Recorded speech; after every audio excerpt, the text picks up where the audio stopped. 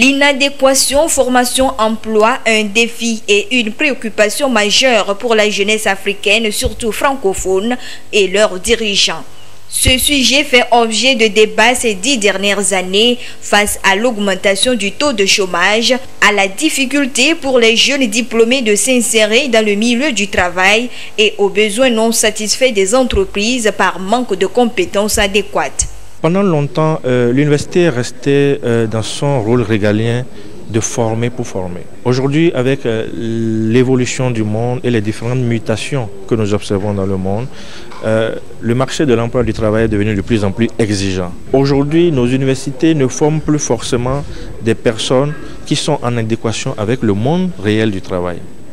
Il y a ce véritable défi qui se pose dans les universités africaines. Et justement, c'est pourquoi l'AUIF entend accompagner justement les universités à mieux se mettre au pas.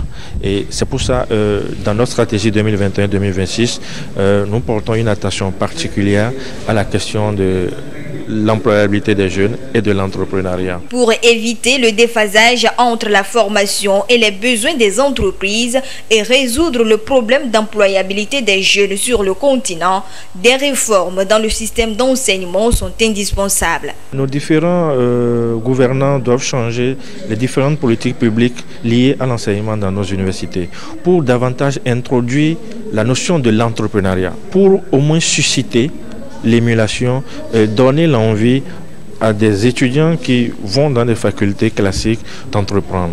Et entreprendre, c'est se former, c'est avoir aussi des idées, parce qu'on peut avoir une idée et ne pas savoir comment le mettre en place. Donc, moi je pense que si on va vers une introduction progressive de l'entrepreneuriat comme cours dans les différentes disciplines dans nos universités, cela pourra apporter un plus dans le changement que nous voulons. Aujourd'hui, l'État ne peut plus embaucher tout ce que l'université déverse. Nous devons amener nos étudiants à s'auto-employer.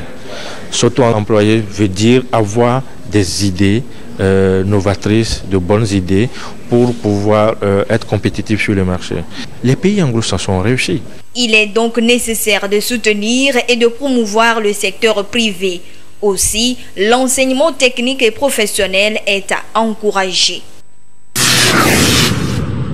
Le monde entier est menacé par les changements climatiques, même si tous les pays ne sont pas émetteurs de gaz à effet de serre. La lutte contre ces changements climatiques est l'une des préoccupations des différents acteurs nationaux et internationaux. Pour faire face à ces changements climatiques, il urge de prendre des mesures alternatives pour s'adapter à ces aléas climatiques. Entre autres alternatives, la construction d'habitats écologiques. C'est un habitat qui respecte toutes les conditions recommandées pour respecter l'environnement, l'écologie. C'est-à-dire, depuis la base de la construction, les matériaux que vous allez utiliser doivent respecter les conditions environnementales. Essentiellement, utiliser les matériaux locaux. Le BTC déjà contribue à diminuer la chaleur à l'intérieur. Vous savez que s'il fait chaud à l'intérieur, vous allez soit utiliser le ventilo ou les climatiseurs.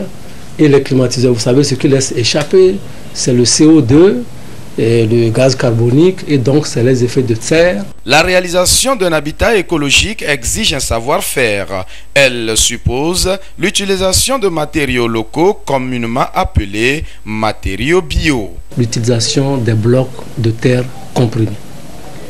Les blocs de terre comprimés, c'est la terre de barre qu'on prélève avec un peu de liant, c'est-à-dire le ciment ou la chaux.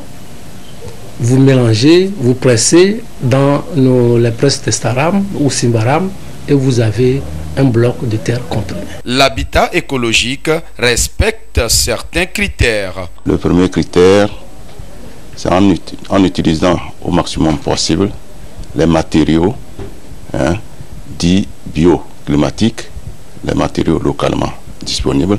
Le deuxième critère est très important aussi, c'est qu'il faut tenir compte de certaines dispositions de votre construction. La problématique des changements climatiques remonte au 19e siècle avec la révolution industrielle. Et malgré les actions menées, des défis sont encore à relever pour promouvoir la construction d'habitats écologiques.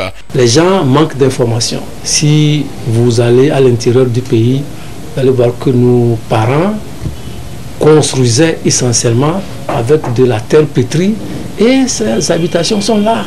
Pour lutter contre ces changements climatiques, tous les acteurs doivent s'impliquer davantage en initiant des actions de plaidoyer à travers la formation, la sensibilisation des populations sur les enjeux de ces aléas climatiques. Et les COP restent aujourd'hui des rendez-vous de décision en matière de lutte contre le réchauffement climatique.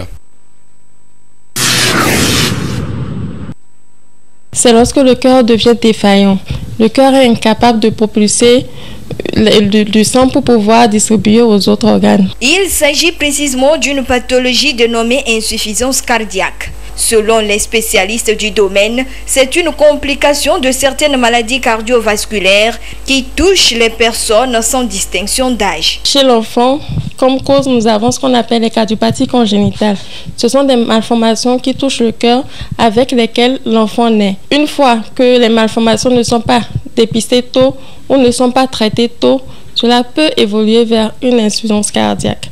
Et chez les personnes adultes, la première des causes ici, nous avons l'hypertension artérielle. Nous avons également le diabète, qui est l'élévation de la glycémie. Nous avons également les infections, comme le VIH, le Covid. Nous avons aussi les cardiopathies ischémiques. C'est lorsque une ou plusieurs artères du cœur sont bouchées et cela se manifeste par des douleurs de poitrine. Et si la prise en charge n'a pas été faite dans les délais, l'évolution se fera vers une insuffisance cardiaque.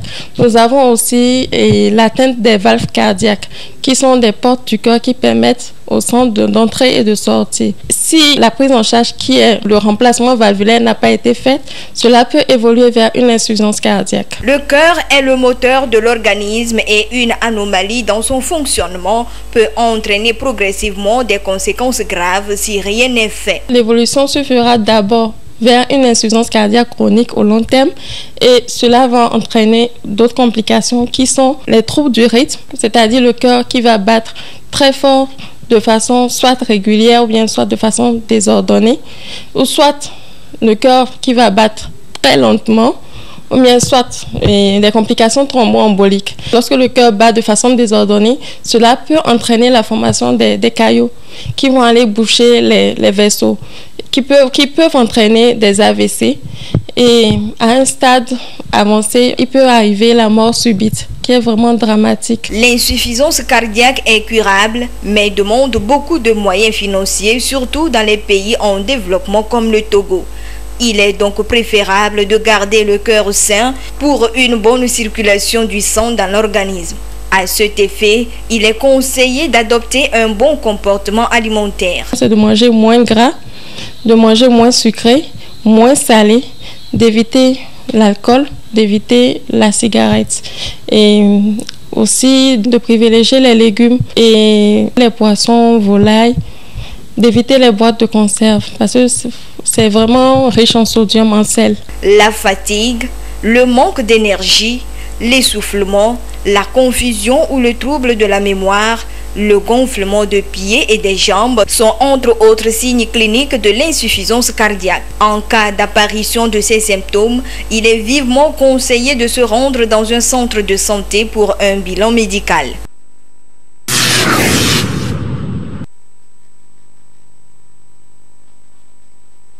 Je suis tellement ravi de joie pour cette chose que le gouvernement nous a fait. Vraiment, c'est très bon, surtout pour les élèves. Dans chaque quartier, pas seulement ici, mais au moins 200-300 mètres pour qu'ils le fassent. Puisque quelqu'un qui a l'échangeur ne peut pas quitter de l'échangeur venir traverser la voie ici. On remercie les députés que ce qu'on nous a aidé. Donc, les gens, ils n'ont qu'à écouter bien que ce qu'on nous a aidé à cause des accidents qu'on nous a fait ça. Voilà la joie de ces riverains de Demakwe par rapport à la construction de la passerelle. Le gouvernement, dans sa politique de développement et de la modernisation des infrastructures routières, mise aussi sur ces passerelles pour faciliter la traversée de la route et réduire un tant soit peu les accidents. À quoi servent ces passerelles et où doivent-elles être construites? Les réponses, les voici. On les plante à un lieu dit. C'est quoi un lieu dit? Un lieu dit, c'est là où les enfants traversent au niveau du marché juste pour sauver la vie des humains. C'est pour sauver les enfants, c'est pour sauver les écoliers qui vont traverser la route. Au niveau de ces passerelles, certains comportements sont à proscrire pour prévenir les risques d'accidents selon les spécialistes du code de la route. Ce n'est pas un lieu de repos, ni ce n'est pas un lieu de sport. Les gens disent qu'ils vont faire le sport en montant, en descendant, que ça sert le support. Non, nous n'allons pas dire que c'est trop haut, c'est trop loin que de pouvoir grimper, que ça fait mal aux genoux, ça fait mal aux hanches. Non, évitez ça, ces genres de choses. C'est à cause de l'accident qu'on a instauré ceci. Je dois remercier le président Fort Sosina Nyasingbe de ces efforts. Nous les Togolais, nous faisons des efforts pour respecter ce que l'État offre pour nous. Les routes tuent et les usagers sont invités à respecter scrupuleusement le code de la route. La prudence et la vigilance doivent également être de mise.